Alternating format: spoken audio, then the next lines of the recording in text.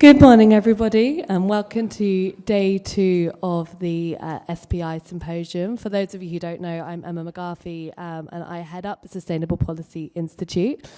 So today we're going to move away a little bit from the discussions that we had yesterday, which were on central bank policies, disclosure and impact investment, and we're going to take a more international view, I would say. We're going to start with a session which looks at geopolitics and international coordination. We're then going to have a discussion on transition finance and scaling up capital markets in emerging markets and developing economies, which I think will be a really, really fascinating discussion.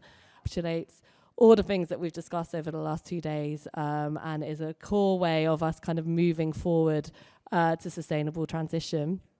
Finishing with a session which I really hope everyone sticks around for. I think it's a really important discussion with Desiree Fixler, who was at DWS, and will be sharing her story on her whistleblowing experience a couple of years ago. She was head of sustainability at DWS and had a very interesting experience where she essentially whistleblowed on their ESG, on what they were doing in their ESG policies, which would be really, really interesting. So please do stick around for that. I'd like to welcome David Marsh, our chair, to begin the first part of our discussion before we move into our panel. So David, welcome. Thank you very much, everybody, and enjoy the day.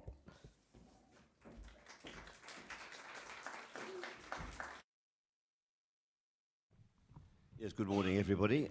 We have, I hope, with us from Oslo, Øystein Olsen, who will be appearing on the screen, I hope. Øystein, unfortunately, hasn't been able to come with us for various reasons and be here physically, but I'm hoping we'll be able to call him up.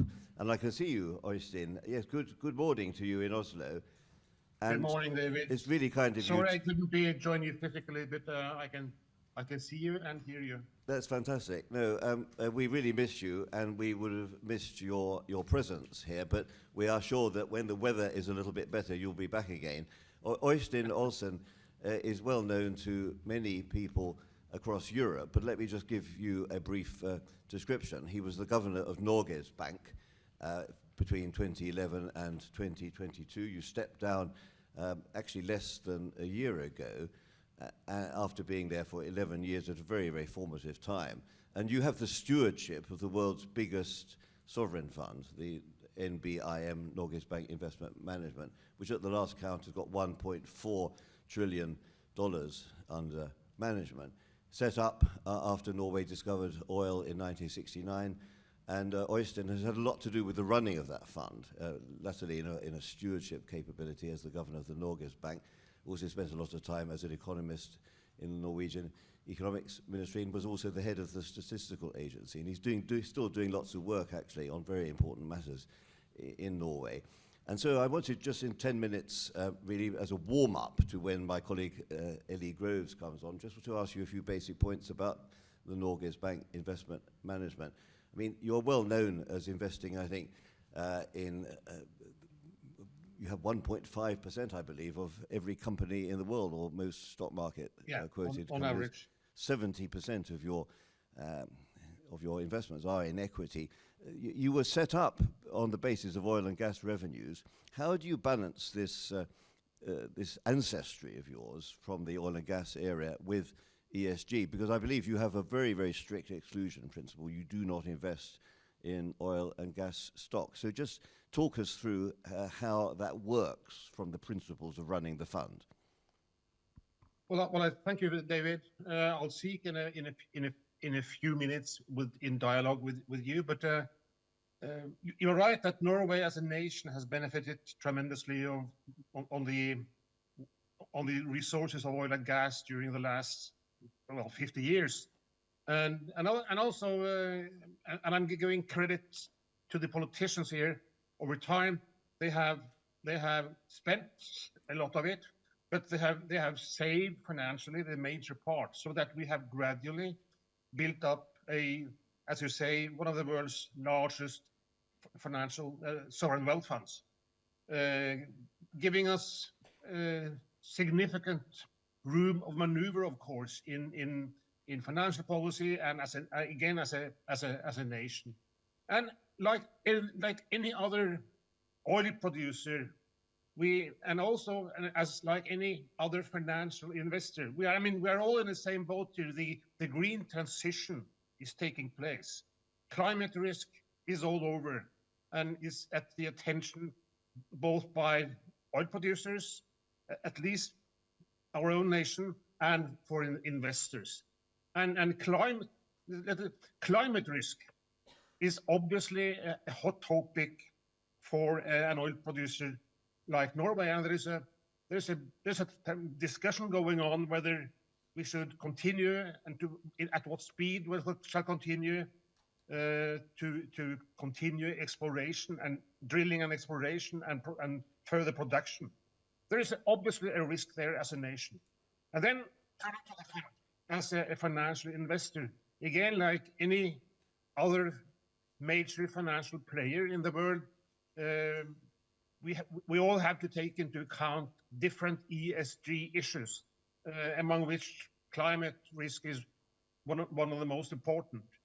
And the NBIM, the part of the Norges Bank, the central bank which manages this huge fund, has over time developed significant resources and attention and seeking to take this kind of risk, taking into account what's happening in the future, seeking to have investments being sustainable, both as regards the environment, but also related to that, of course, financially. Could I just ask, Øystein, regarding last year, clearly we saw there all the oil stocks went up dramatically. There was a big rise in the oil stocks. You didn't own any of them. NBIM didn't own any of those stocks.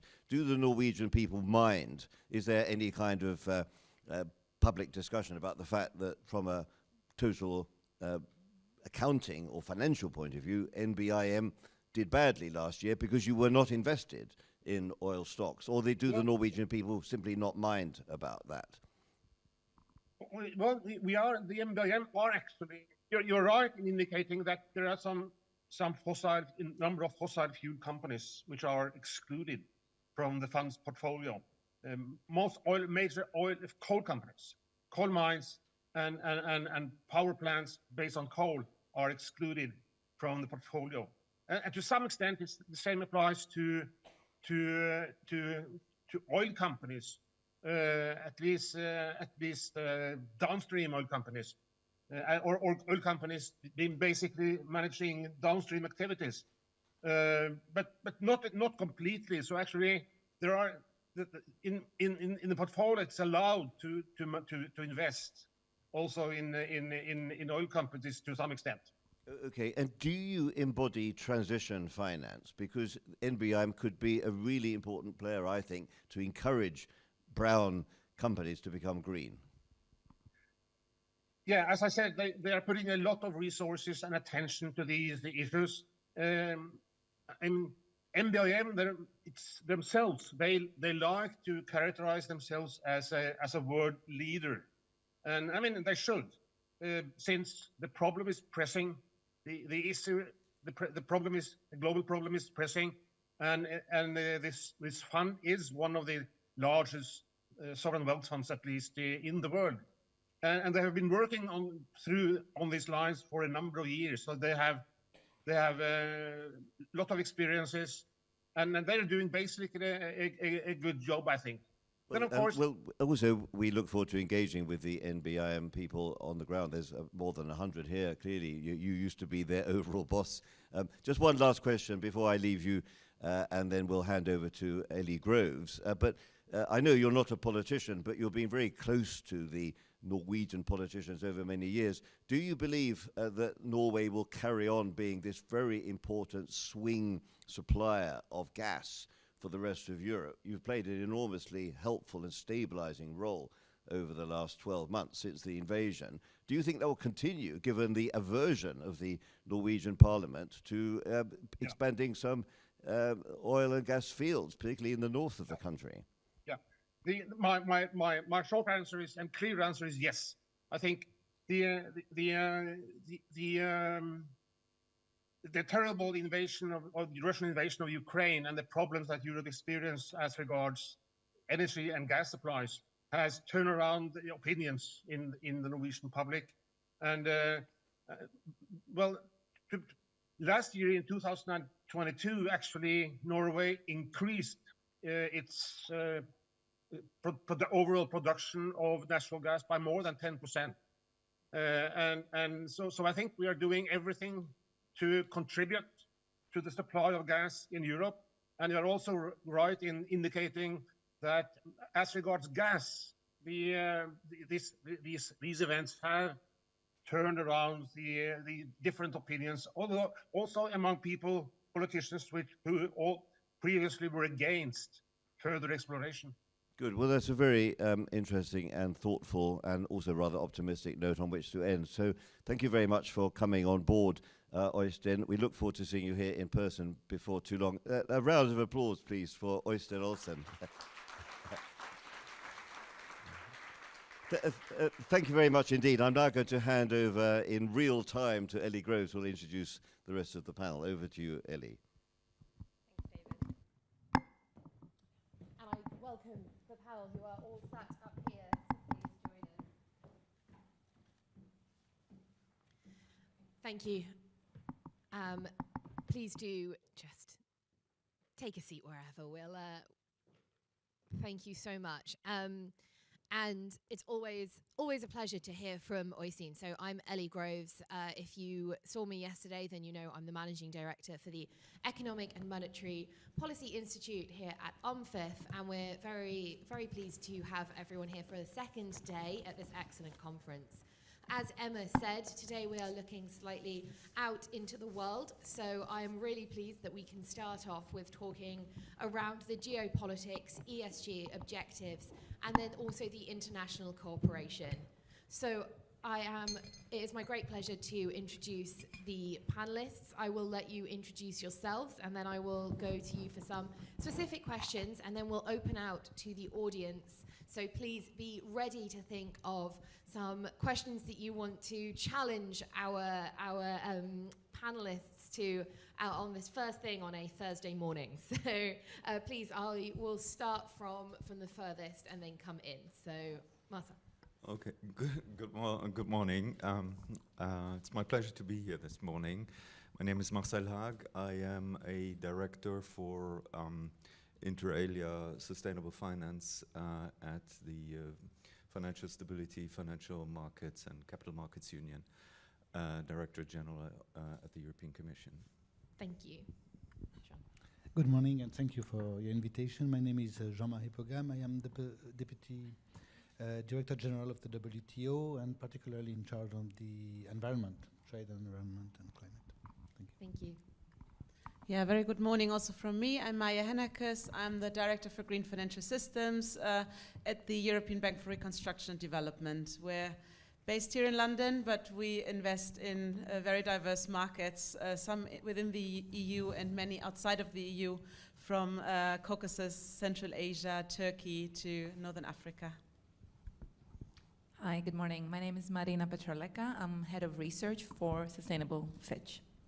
Wonderful. I want to start with you, Jean-Marie, to talk about the WTO, which has raised concerns around the decoupling of the global economy. So could you tell me a little bit more about that, the potential fragmentation, and the consequences that that might have and mean for international and green finance?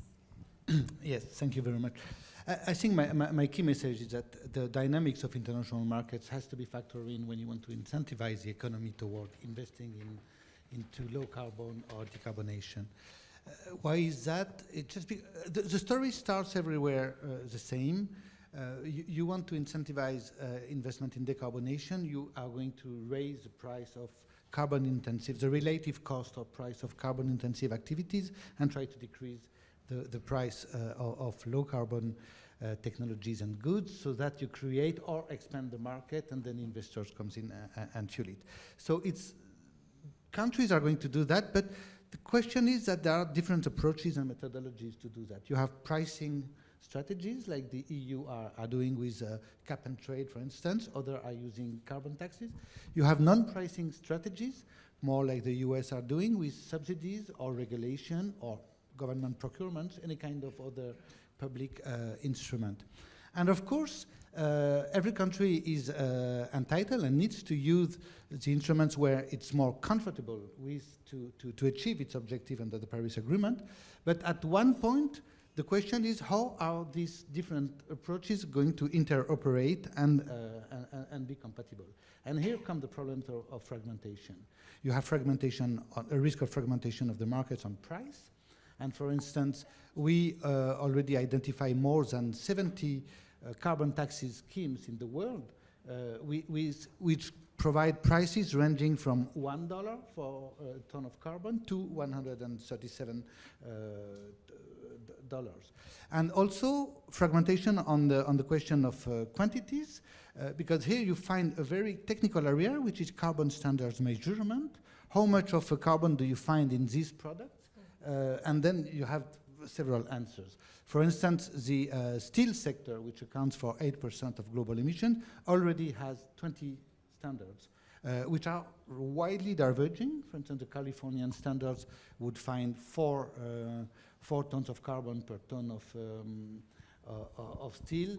The EU standards is different, not because they are just not accurate, but they don't take the same scopes and the same methodologies. So the risk here is very important, both at a macro level and a micro level. At the macro level, because there are GDP losses, which can be generated by a fragmentation of the world trade system out of climate policies. And the world decoupling, which applies more to geopolitical tensions, can also serve as a reference. We have simulations which show that fragmenting the world would generate huge losses of GDP. You have the risk of trade frictions, trade tensions, and of course, you won't get your objectives in terms of emission reduction at the end. And all the mainstream economies converge to say, take out trade of the global economy, you will have a huge GDP loss, you won't have the significant reduction in emission. And of course, at the microeconomic level, which might be more immediately relevant to ESG, you are going to lose profitability perspective because the learning curve out of smaller markets is going to be reduced. And you are going to raise the uncertainty of the standards against which to invest. For instance, there has been a lot of discussion in the WTO around CBAM. Is CBAM compatible with WTO or not? There are a lot of discussion, just because the EU is a first mover in that case. But if I'm an industrial or an investor, am I going to invest 200 million on decarbonation technology if I do not know that the backstop of the CBAM is going to stand? So that kind of uncertainty is chilling out the dynamic toward the decarbonation. So maybe I'll stop here, but that was my first. Thank you very much. Stage setting. I think that that's an excellent stage setting and a lot to discuss. I'm going to come to you, Marcel, here to talk about the European Commission's views on these very topics and how they fit within the geopolitical agenda and also the conversations around friendshoring and decoupling. Yeah, thank you. Maybe let me start with setting out a bit the EU's agenda in the area of sustainable finance, and before I come to Jean-Marie's point on defragmentation, as you know, the EU was the first of the major jurisdictions that developed a comprehensive sustainable finance agenda, which consists of an identification of what is green. That's our taxonomy. A comprehensive agenda on disclosures and reporting, and then a number of instruments that build on these two components, including an EU green bond standard, and we will also look now into ESG ratings, but maybe that's something we can come to later. Now, in the current geopolitical situation with an ever-increasing urgency of the climate crisis, with high energy prices, with an overdependence on fossil fuels, in particular on Russian fossil fuels. It turned out that this sustainable finance agenda, which places the emphasis on green energy and renewable energy, fits perfectly into the overall political agenda, which consists in diversifying our energy sources, making us less dependent on fossil fuels and so on and so forth. Now, that said, there is clearly a need to also link this EU internal agenda to an overall international agenda. The EU remains committed to multilateralism and to open and free trade and open markets. And here a friction can arise. What we are working toward is more interoperability. Our ultimate goal will be a convergence of the standards, but in a first step, we have to make sure that the different systems that Jean-Marie has described are interoperable. Now, I should also say that sustainable finance is only one instrument in our toolbox. We have other instruments. The ETS is an important one, which we are extending, and CBAM, which makes sure that the ETS does not lead to carbon leakage. And here we have to make sure, and here I agree with Jean-Marie, that this is compatible with our international agenda. And I stop here.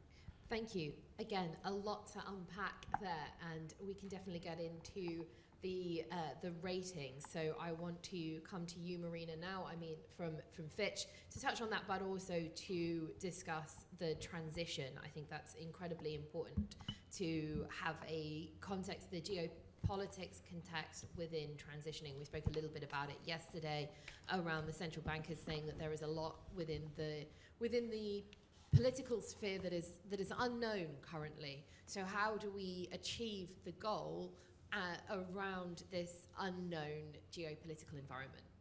So yes, an easy start.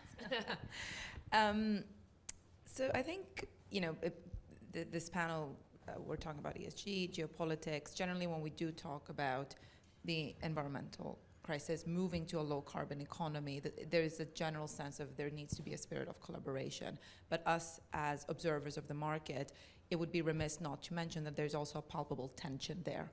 And you see it at every international major conference, whether that's COP, whether that is any other sort of treaty that needs to happen between states.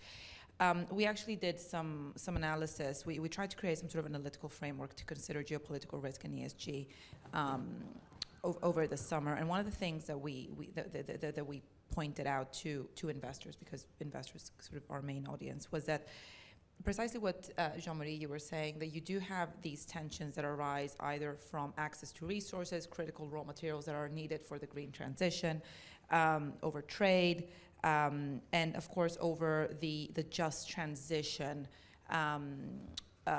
concept, right? That inevitably, while you're decarbonizing, there are going to be economic dislocations.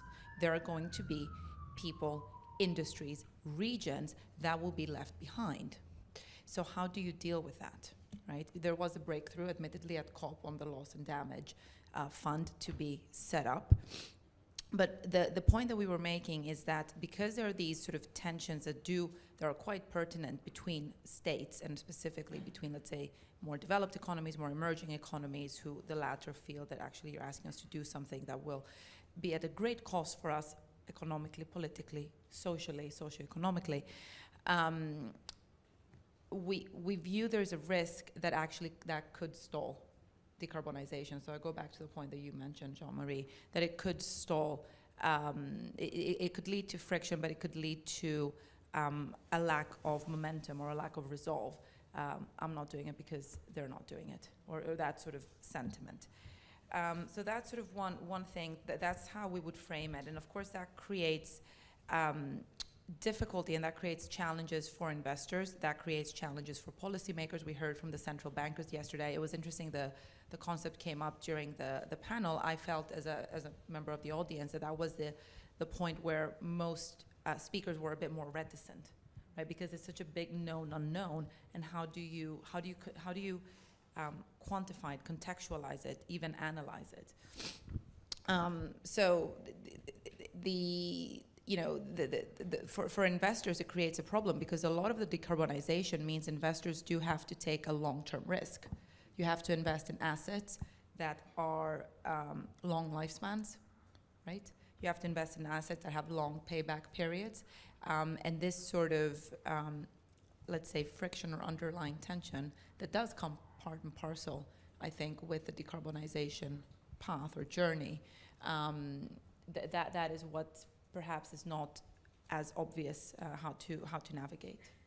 And I think that brings us wonderfully on to Maya, who can talk about exactly that from an investor perspective, how you view the long-term risk that you are taking on, but also how you view that just transition and the transition finance agenda.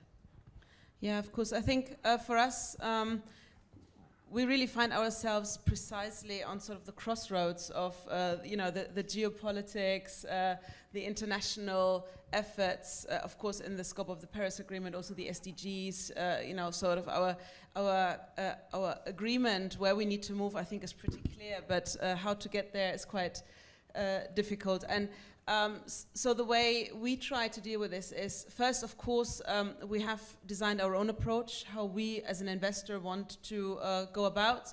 We have a 50% target of all our financing to go towards green as of 2025. We've already been there last year, so this is sort of our current level of investment. So basically half of our financing is already going to green. But then, of course, we also felt, okay, but what about the rest? We want to be also make sure that the other 50% is not doing any damage to the same goals. So we've given ourselves quite a stringent approach to what we call Paris alignment. So as of January of this year, EBRD's funding is fully Paris aligned. That means for us that we would not finance anything anymore that takes us off the pathway to net zero by the mid-century, or that does in any other way harm to the goals of the Paris Agreement.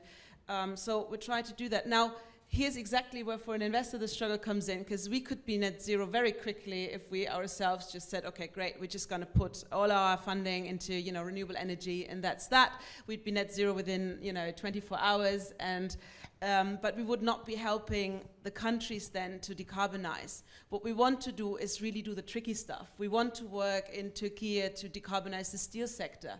We want to work in Kazakhstan to help aviation decarbonize. So all of these things, as a development bank, we think are highly important, and that is also part of the just transition, and so is not seeing climate, obviously, with a very mono view. We need to think about this is why we're talking increasingly about the ESG as a context. We need to look at the social impact, and we need to take everybody on board. So this is what we do through maybe the third component of our own sustainable finance approach, if you want to call it like that, which is, of course, our environmental social policy and the framework where we look and make sure that there's a do no significant harm approach on all our financing, of course, also for social nature and many other matters. So it all goes hand in hand, I would say. And what we also see in reality, we're of course very strong supporters of, for example, the European approach. We take part in the European, in the EU Sustainable Finance Platform. We also work in the NGFS, for example. Yesterday you've been hearing a lot about central banks. So we're also working with central banks to really set the conducive environment right for sustainable finance. So we are very supportive of that, but we also see that there needs to be help for non-EU countries to implement and also get on that pathway. So it does require, I think, of course, national pathways. It also requires sectorial pathways, and they need to take, of course, into account what the, what does the country have? What's the legislative environment? What's the energy system in the given country, etc. And then we build on that.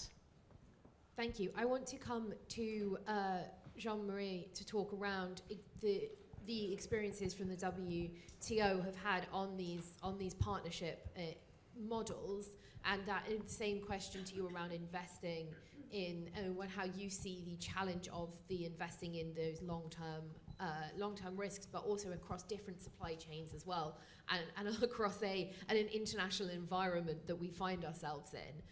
While you are answering that, please, audience, do think of your own questions, because I will come to you afterwards. I've got a few of my own, so we can keep the conversation going, but I really do want to make sure that this is interactive. So, Jean.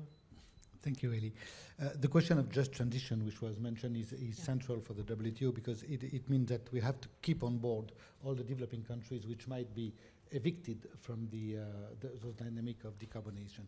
What is it that we can do at the trade policy level?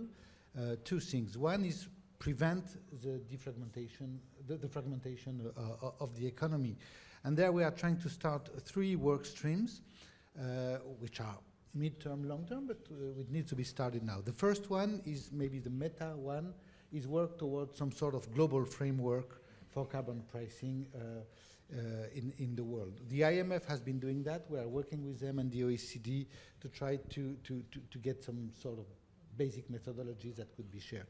The second one is the interoperability of systems. That is very much a tricky one, because how are you going to build the equivalence between an emission permit scheme like in the EU or a regulation-based or standardization-based decarbonation?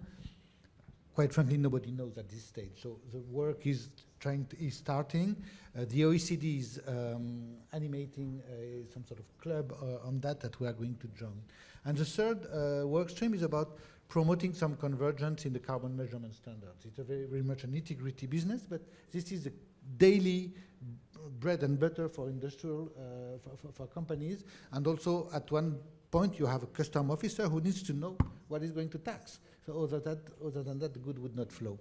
So this is the first part, preventing this fragmentation. The second part is trying to promote and amplify the decarbonation effort. And here you have a lot of space, if countries want to use them, to leverage tariffs, for instance. The brown tariffs, it happens that we have some economic research which shows that brown tariffs are lower than green tariffs or on green goods. So there is a lot to be done in liberalizing pro-climate or pro-sustainable in general goods and technologies. You have a huge chapter, very complicated to tackle, but it has been started, on reform of fossil fuel subsidies. The UN Secretary-General is calling upon that. This is a business which has a discussion which has started in the WTO.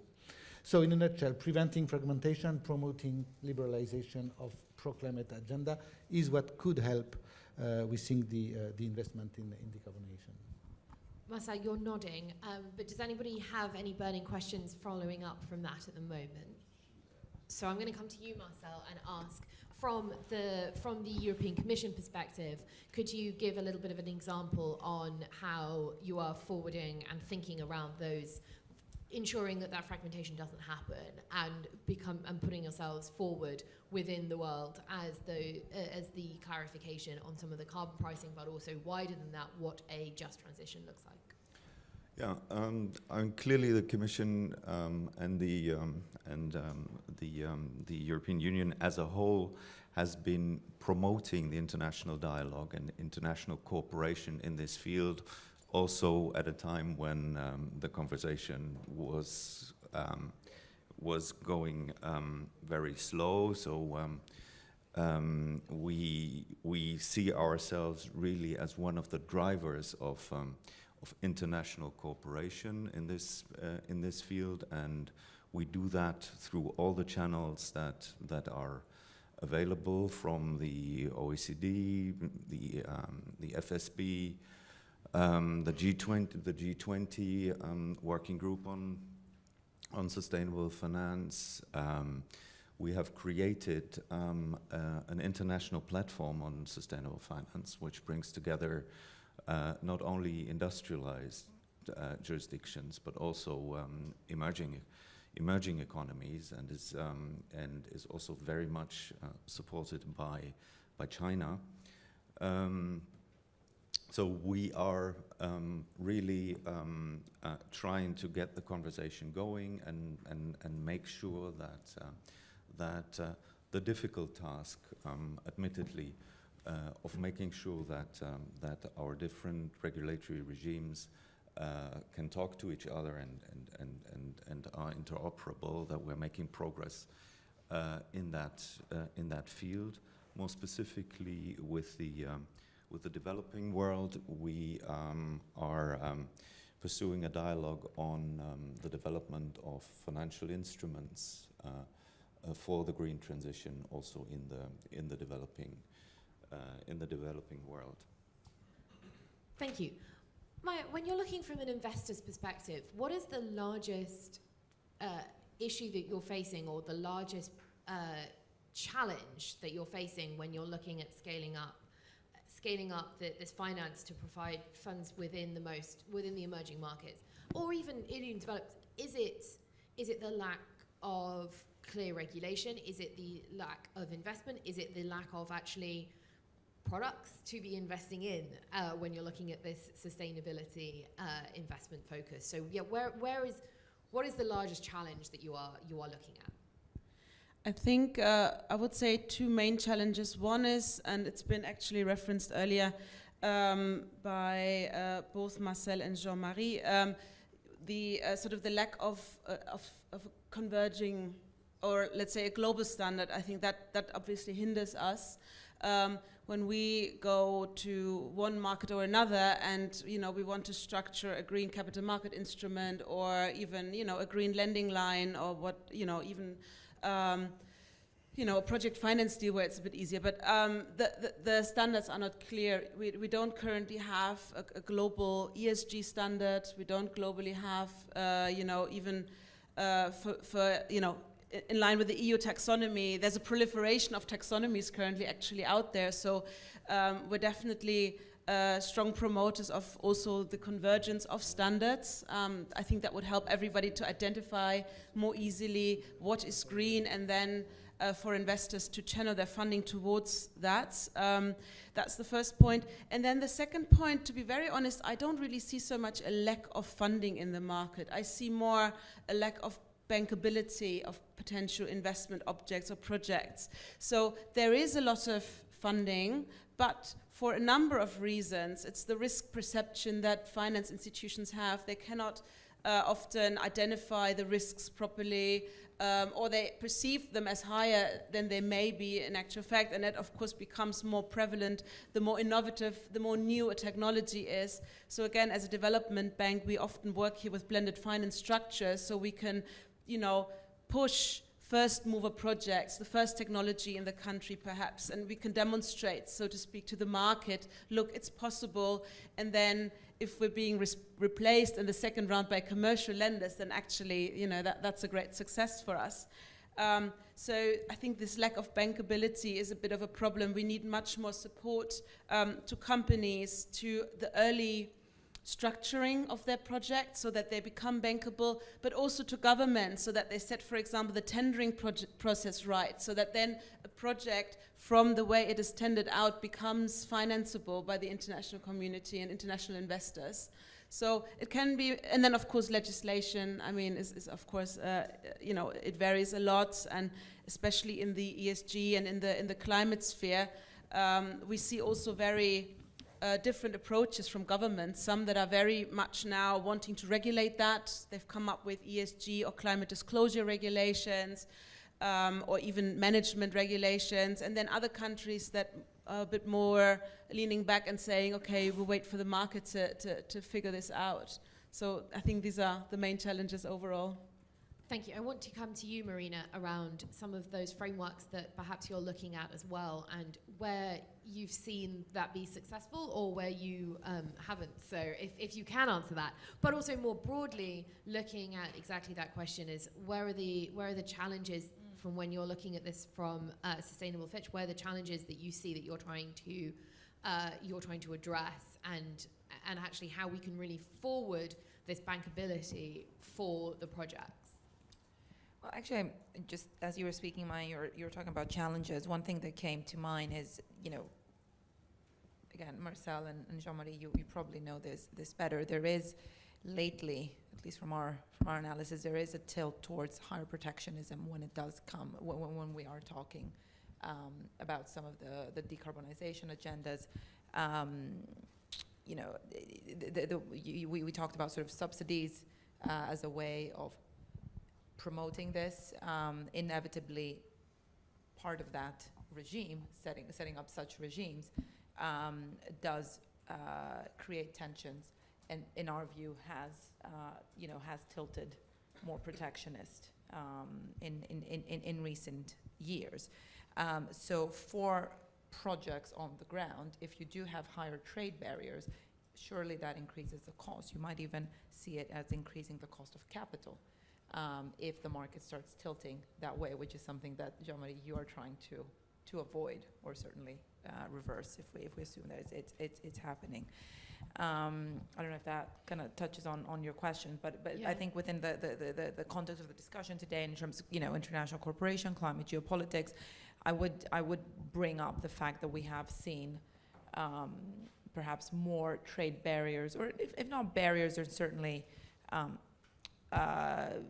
obstacles perhaps being raised in terms of access to technologies, in terms of subsidies, keeping things local, for a lot of countries that don't have that need access to a more seamless to a more seamless sort of market, technologies, expertise that does create challenges, I would imagine. And I'll come to you, Jean-Marie, to touch on that as well. And have you seen a shift in the last, well, I mean, since COVID, since lockdown, since in the war in Ukraine, have you seen a political or a geopolitical shift and that has echoed into reality around the barriers for trade, and how has that framed your thinking around the future for this transition that we're looking at? Yes and no. No, in the figures, we do not see this decoupling or this fragmentation happening yet, or deglobalization. Even the trade between China and the US has recovered its level, its pre-COVID level. So the dynamic is not shown in the figures yet. But yes, in terms of political dynamics, there is a lot of it which is happening, and the difficulty of it is that it's not like classical protectionism in some. There is a mix between three types of motivation. One is strategic autonomy or decoupling, which is really the geopolitical angle, which its worst incarnation, which is the war and the sanction associated. But you have softer versions of this strategic autonomy. You have the industrial policy dynamic. I want to build again an industry, or reshore, or friendshore. And you have the climate dimension. Actually, the economists captured that quite well. It was about the US. I'm not endorsing it, but it was mentioning, there was a cover saying, green, big, and mean. That was the cover of the economists about the new strategy of the US. So this mix of motivation makes it harder, and is going to complexify investment strategies and trade strategy. And I think Marina says it much better than I do. If you raise the trade cost, you raise the capital cost. So at one point, you are going to slow down your decarbonation, and that is the trouble. So this is what we are trying to prevent. But in all truth, trade and climate fell into a governance hole because the Paris Agreement is not dealing with it. You do not have in the Paris Agreement some sort of list of good trade measures which can help you implement your national strategies for decarbonation. And the WTO for a long time refused to talk about the climate because it was not trade. So we have to reconcile those elements and try to fix it in order to reduce this level of friction. Marcel, I want to come to you to touch on the similar question, but also I want to ask, has the war in Ukraine taken Europe backwards or the world backwards within some of these conversations? I mean, Øystein, I've actually asked him once, and if he was still on, then I would ask him again. But actually, because we have taken away the Russian gas due to the sanctions, you see in the UK that we've therefore had to reopen or delay the closure of coal mines because we need to plug that fuel quickly. So what implications has that had on the Commission, and how have you been thinking around the short, medium and long-term implications of having to quickly replace Russian gas? And also, how has the international cooperation been playing out within that? Yeah, let me start with your last point. I think very clearly our green transition agenda came in neatly, or it was very good that we had this. Already had a strategy in place, because that strategy is also supportive of helping us to become less dependent on fossil fuels overall, and in particular on Russian fossil fuels. In the immediate term, it was clear that this creating more independence from Russian fossil fuels leads to an increased use of coal, but that's just the short-term effect. Our agenda of increasing the share of renewables and the emphasis on renewable energy savings, energy efficiency is a strategy that will also help us in a new geopolitical context. Let me also maybe say two sentences, if you may, on the tension between the different policy objectives. I think here clearly the green transition can be used as an excuse for more protectionism, and we should be aware of that. But at the same time, I think it is important that we do not lower our ambition for the green transition only because the international consensus is lower than what the most ambitious jurisdictions would like to implement in this space. And maybe the CBAM is a good example of an attempt to reconcile a very ambitious green transition agenda with a non-discriminatory trade environment internationally. Could I just make one comment? I just want to offer a slightly optimistic note, because first of all, from data from the IEA, we did see that Europe last year had a record year for new renewable energy commissioning. So I think, of course, there will be a time lag. It takes a long time to plan for, commission, build, and then get to operation, you know, a large solar plant or a large wind farm. But I think that's conciliatory. And I think for us also, our personal experience as EBRD, we were very concerned when the war on Ukraine started that, you know, there would be a strong pressure for us to finance to go backwards in our green development that we had been doing over the last years. And the truth is, it wasn't the case. We've had very strong demand, absolutely, for, of course, renewable energy, because it also helps the countries to secure their own energy, become less reliant on imports.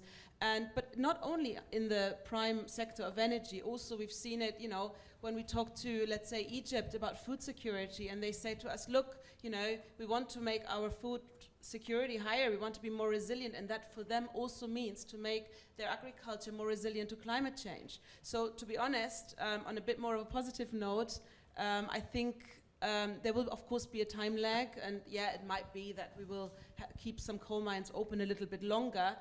I don't see a case for opening new ones. I don't see a case for turning the time back to the 50s, like definitely not. That's very heartening to hear, and I'm sure everyone in this room knows it or is very pleased that that is reconfirmed. Does anybody have a question for the panelists, or anything that they want to kind of put forward from their perspective in the environment that they're working on? We have 2 questions here, so we'll take this gentleman on the 4th row first, and then there's one just. Please do say who you are, and then... This is Angel Gaviero from AG Strategy, and thank you very much for the panelists for sharing all these insights. A couple of questions, quick, to the European Commission. Marcel, definitely EU is spearheading green transition worldwide. At the same time, that means that it's closer to the moment to deal with, in earnest, stranded assets. Wanted to see what is the thought about the options about tackling that, pros and cons, and conversations with financial institutions. And then the second for Maya, EBRD. MDBs have been as well critical. EBRD has done a great job as well in green transition. Now the question is, traditionally has been done with funding, direct funding, and the question is how we can more cleverly use your scarce capital by using more of balance sheet, first losses, insurance of country risk, working with the private sector so that they take more the brand, and then also you multiply your volume and your capability. So what is the status of all of that, maybe across NDBs and your own institution? Thank you. Thank you very much. So let's start with the stranded assets, and then we'll move to around the financing question. Yeah. Tricky question. Avoiding stranded assets is one of the big ticket items when it comes to sustainable finance. We are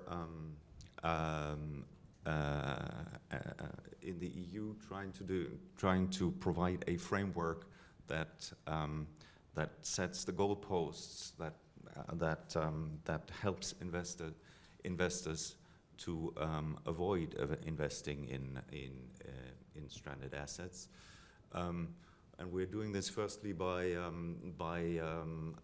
putting in place a taxonomy that identifies dark green activities, that are in line with our objective of climate neutrality, that can give an orientation to investors, and secondly, we are also putting in place a comprehensive disclosures and reporting framework that allows investors to identify investments that would avoid the risk of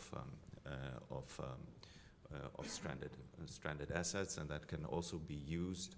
And there we will do some more work in that area that can also be used for transition finance, because I think it's obvious that the green transition is not a binary one where you switch on, switch off, and you're from brown to green. But for most sectors, for most companies, it is a journey, and transition finance allows to finance the investments that are necessary on that journey. And we try to give guidance on that journey. Marina, do you have anything to add on the stranded assets question? I think it's absolutely crucial. By stranded assets, it can be in various sectors of an economy. It can be fossil fuels, but it can be agriculture, Maya, as you said. It can be real estate. the built environment, especially when we're talking about rising sea levels and coastal areas. So it's not just, I would say, Marcel, it's not just about guiding investors to avoid potential stranded assets. A big question that comes especially from developed economies is we will have stranded assets. Who pays for that? Is it the state that has to absorb these losses? And I believe there is a, if I'm not mistaken, if my memory is correct, there is a just transition fund that perhaps would extend into that sort of area. But I think it's one of the most crucial real life impacts that's happening as a result of climate change, that's happening as a result of decarbonization to mitigate climate change. It's a very, very difficult, it's a very painful question, I think, for policymakers. Because, and again, it kind of feeds into, I'm sorry, I don't mean to be negative, it kind of feeds into this tension for a lot of countries, effectively, because they do see this either in front of them or down the line for them. And they do try and sort of raise barriers and say, look, I will look after my own first and foremost. Maya, I'll come to you and then also ask to touch on the second question that was put forward as well. But if you do want to speak on stranded assets, then please do. No, look, I think both Marina and Marcel have laid out the challenge very well. And I mean, the challenge is real, and you know, we need to think about those matters. So I don't really have anything much additional to contribute to that. Maybe on the questions you asked a very good question, how we can use the scarce resources more cleverly. I mean, we ask ourselves that question, I think, quite frequently. You know, I think development banks have a role here, which is a little bit different from a commercial bank. And EBRD, I mean, we finance about 80% of our financing goes to the private sector, so we're clearly financing already with a market, you know, on the basis of market pricing, normal market conditionalities. This is important for us. We measure the impact of our investments, not just financially, but on many other impact points as well. And for example, one of them is also, what does this project or what does this financing do, for example, to enhance or support the capital market in the country or the financial market in the country. So there's hopefully some sort of ripple effect from our financing it's a bit more systemic. Then of course mobilization is a big one. We would never finance any project alone. We always try to bring in as much as possible others with us, and ideally private lenders, ideally commercial lenders. So again, that may be a bit counterintuitive, but for a development, in fact, the smaller our own participation is, and if again we do like maybe early mover projects and then we're being replaced by the market, that's actually a sign of success for us. So that's definitely important for us. And then I've mentioned before, blended finance structures are a good tool that we've been using for many years, and we keep sort of tightening the screws to see how we can really use the minimum amount of any concessional finance, which is of course it's very expensive for donors to give us funding for technical assistance. Also, you know, first loss tranches, etc., etc. These are the expensive components of financing that we absolutely do need to get things moving, but we need to keep them as small as possible. So this is always our strive to make sure, okay, how can we keep this at the minimum level that we really need to, but then bring in a lot of private finance to get that moving. And I think, again, we play around a lot here with de-risking structures. Of course, donor funding, we wouldn't be able to do it with our partners, with donor funds from the EU, from many others as well. So yeah, I think that this is the way how we try to make the best you know, out of the scarce resources indeed. I think that's wonderful to hear about the cooperation both internationally but also across sectors as well within the market. So please do put your question. Mark Cliff from LIBF. Given that the international community got caught with its pants down over the Ukraine invasion, what is it going to do about contingency planning for a potential Chinese blockade or indeed invasion of Taiwan and the possibility of a renewables trade war? So perhaps Jean-Marie, you could talk to how is the WTO thinking about potential geopolitical tensions that would have an implication on a shift towards the long trade supply chains, and also a very open in global trading environment, a shift towards actually protectionism, but also heightened by what I've heard say that someone asked me the other day, do you think the next war will be sort of tanks and trench war, or will it be on sanctions? And actually, if it's sanctions, that is going to hit the work that you do at the WTA very highly, I imagine. So what is your thinking behind that, and what contingency planning are you putting in place?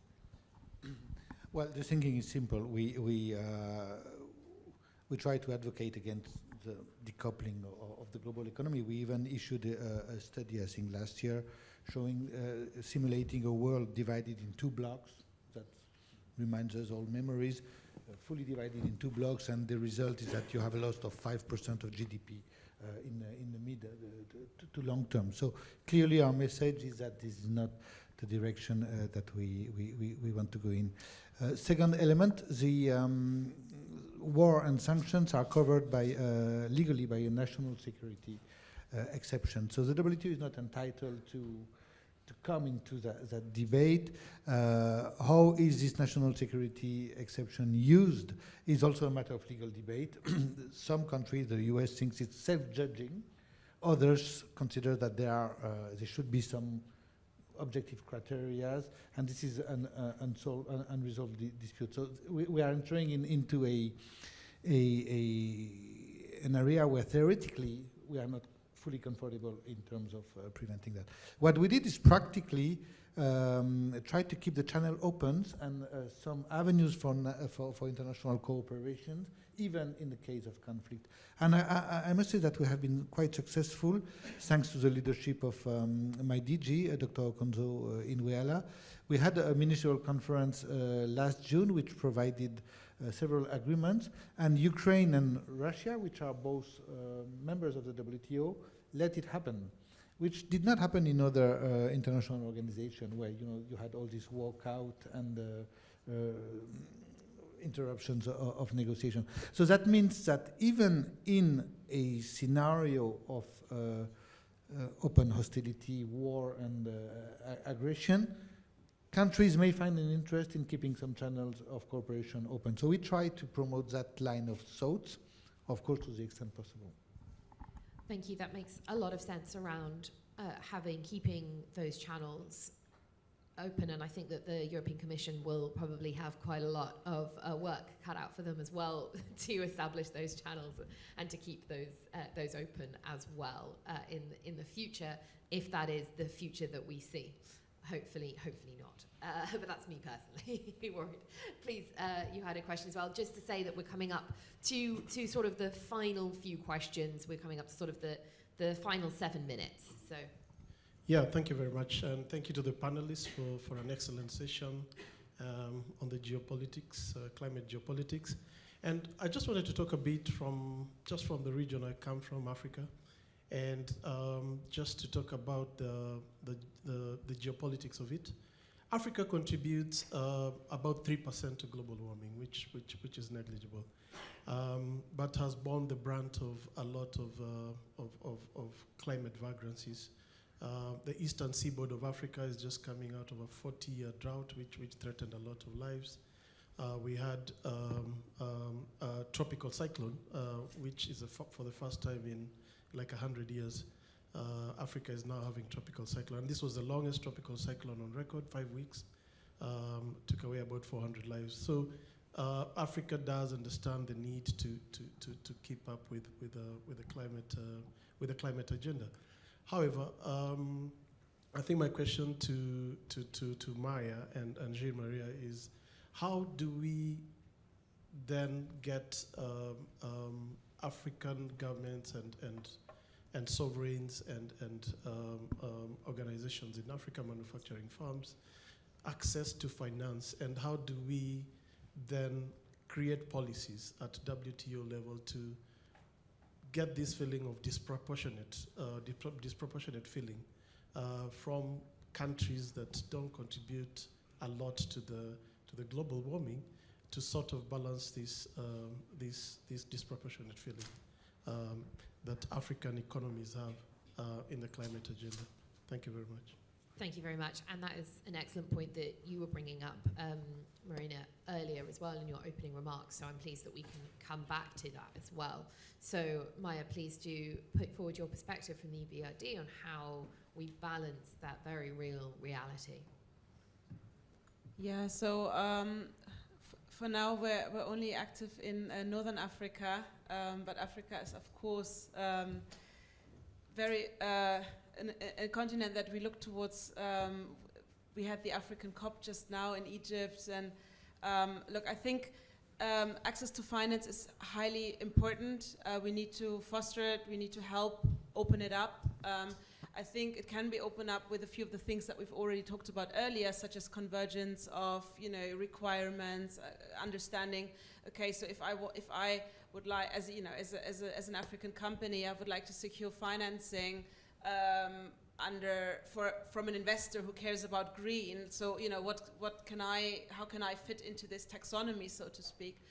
I think Africa is, of course, for the reasons that you've outlined correctly, we're going to have to do a lot of work on climate adaptation, precisely, in the agricultural sector, for example. And we have the instruments to do so. Again, it requires what we've also alluded for. We need maybe a bit more of donor funding here, and a bit, we can maybe not do it entirely on market rates in all countries yet, and that's fine. I think we need to adjust to whatever the local legislation has to provide. We need to adjust to local requirements. So our financing in general, it has always been very flexible, I think, to recognize different emerging but also developing market contexts, and it needs to do so. Now, of course, from an investor perspective, we need to take that into consideration when we look at financial risks, et cetera. But we can do that, and we want to do that, because we know that this is where the needs are, and we precisely have a mandate for us to really channel funding towards that. So, yeah, definitely high on the agenda. And Jean-Marie, the perspective from the WTO and how you're engaging with Africa, and I mean, Africa is a huge continent, so if you want to kind of focus in on different countries, that would be great. Well, first, generically, I do recognize that there is a very difficult, very tricky question and a tension between the historical fact that Africa is not responsible for those emissions, and many African countries, for this reason, tell us in the WTO, we have no interest in talking climate. This is not. But on the other hand, and the injustice is there, Africa is being impacted very fast, especially in its agriculture, by climate change. So the question, first, Africans have to resolve this tension. Do they want to engage into this trade and climate discussion now to try to promote their interest? I certainly think that the WTO is the place where Africa can get its voice promoted in these geopolitical tensions around climate. Because if Africa and other developing countries are not at the table of this decarbonation discussion, then the question of stranded assets will be massively there. If you have an industry which is, or an economy which is low carbon, naturally, but you cannot prove it because the standards which have been imposed on you, you do not have the capacity to measure and to show that you are up to the standards, and you'll be evicted in the world trading system. So I think it's very important that Africa engages on this discussion right now. And we are at the WTO. There is a little bit of an institutional thing. It's not institutional, but we are adamant that this discussion does not happen only at the OECD level. We want that discussion to happen in the most inclusive place for the global economy, which is the WTO, where Africa has fully its voice. So my answer is not fully satisfactory. I'm aware, especially on the access to finance, I do not have much of a clue. But I think that there is a strategic governance issue for Africa in engaging into this discussion in the WTO. That's my personal opinion, at least. Thank you, and I'm really pleased to have Sheila here, who can put your perspective as well as a question. Firstly, I was happy with this panel in the sense that there's a lot of talk about emerging markets. I don't like the word developed and developing. I think I'm fully developed. I don't know what I'm developing into. So I don't like these words, and I think we should stop using them. I think from the aspect of the fact that if you look at carbon emissions globally, I think Africa is responsible for 3.8%, and we're 1.3 billion people. And I think if you exclude South Africa, we're responsible for 0.55%. So when we talk about low carbon economies, we're definitely there. And I think the issue is that we're already green. So when you talk to us about being green, it just doesn't make sense. And so I'd like to hear more the argument about how you're classifying us with the knowledge that you know we're green. So in the sense that when you come to us, we've already got 50 points, positive points. I don't think it's that complicated. And then we say that Africans are saying it's not their fault, so they don't want to get involved in it, which is nonsense. COVID wasn't our fault. We certainly got involved in it. So it's the same issue. We have to be involved in it. We're in a globe. We have to be part of it. We have to discuss. But what we don't want to do is follow a conversation that's been set by others. We have to be walking side by side and giving our viewpoints. Thank you. Thank you, Deputy Governor. I want to put this, we need to be closing now, which is a shame, but I think we will be touching on that. Deputy will be speaking later as well, so very pleased that we can continue this very important conversation. But Marina, first of all, I think it would be, you made the point at the beginning about making sure that we didn't fall into this this trap around, and that we were walking side by side together. So from Fitch, how are you looking at Africa as well? Again, a large continent, and just a slight thing from me as well, the idea of developed and developing. I think that there are lots of developed nations that are still developing in their thinking, especially around this. So I completely agree with you with that terminology. But Marina, please, and also any closing remarks that you want to put to this really interesting panel. Interestingly, my colleague who's in Sorry, do you have your mic? Yes, yeah, sorry, there we go.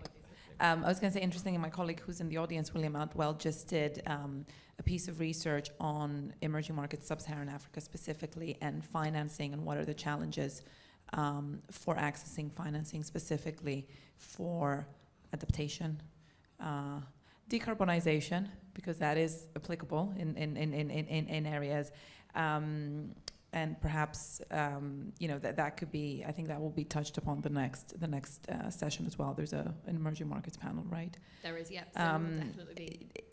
The problem for a lot of emerging markets is, and Maya would know that, or can certainly speak to that, is, for investors, it's an unknown. There are risks that are unknown. There are risks that are, investors might be uncomfortable with.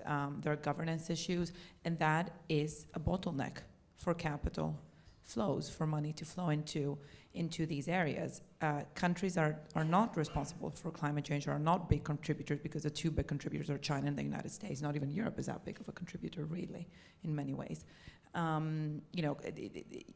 They will need adaptation financing, and that is not a profitable area for a lot of investors, right? So, again, that's why you have institutions like the EBRD, like other multilateral institutions, that can de-risk, that can plug these gaps. And even if a project is not profitable because it provides, let's say, protection for a coastal area, that's not going to generate a revenue. But it has to be built, and it has to be built at great expense, engineering skill, right? You need to be, a lot of the skills are not necessarily on the ground for a lot of markets. So I suppose I'm not sure I'm answering your question directly. It's just, we have been looking at emerging markets. We've very recently looked at sub-Saharan Africa and green finance and what are the bottlenecks. Governance, lack of expertise, and investor reticence. And then the adaptation financing point, I think, is very important. Thank you. I am aware that, first of all, excellently, we're going to be continuing this conversation in the next panel. And secondly, that we are running out of time. I've gone over. I did promise to you, Emma, that I would keep to time. So I will do that. I want to thank you all for joining us. And I actually think just hopefully today we can also keep in our minds that last point. I moderated a panel yesterday on biodiversity, and there was an excellent question around how much should we be responding to the things that we know, so responding to the risks that we've seen on biodiversity, or taking action before they become a problem. And actually, how do we put that into how do we articulate that into a framework of that that means that we can then justify the spend on that taking action? So hopefully today we can really focus in on those two questions and get to a point where we are taking action as well. So thank you all for joining us. Thank you for listening. Thank you for those who are virtually listening as well. And please join me in a round of applause for the